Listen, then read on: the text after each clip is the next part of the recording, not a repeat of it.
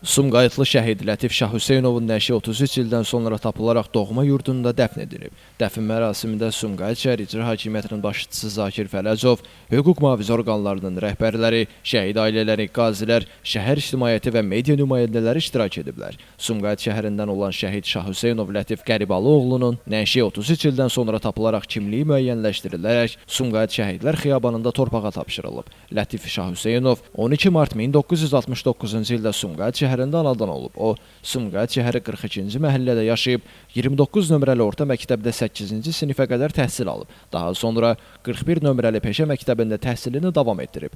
1987-ci ildə Rusiyanın Volqograd şəhərinə hərbi xidmətə çağırılan Lətif Şah Hüseynov xidmətini başa vurduqdan sonra vətənə dönüb. 1992-ci ilin iyun ayında Qarabağda gedən döyüşlərə qoşulub və Milli Ordu sıralarında xidmət edib. O, 28 iyun 1992-ci ildə Xocavənd uğrunda gedən döyüşlər zamanı itkin düşüb.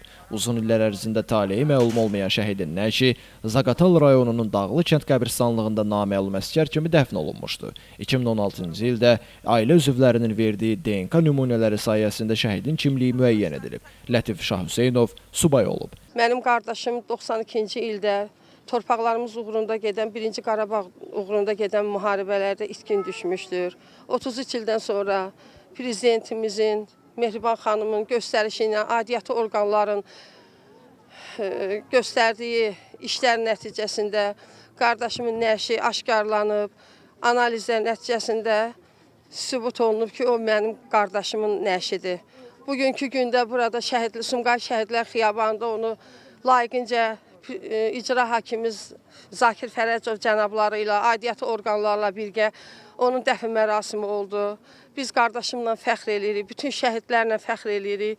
Allah bütün şəhidlərə rəhmət eləsin. İtkin olan bütün itkin şəhidlərimizi inşallah ki, ailələrinə qovuşar, onların da gözləri yollardan çəkilər. Elvin Qudratov, Şəmstan Fikrətli, Elbrus İsmailov, Bugün informasiya proqramı üçün.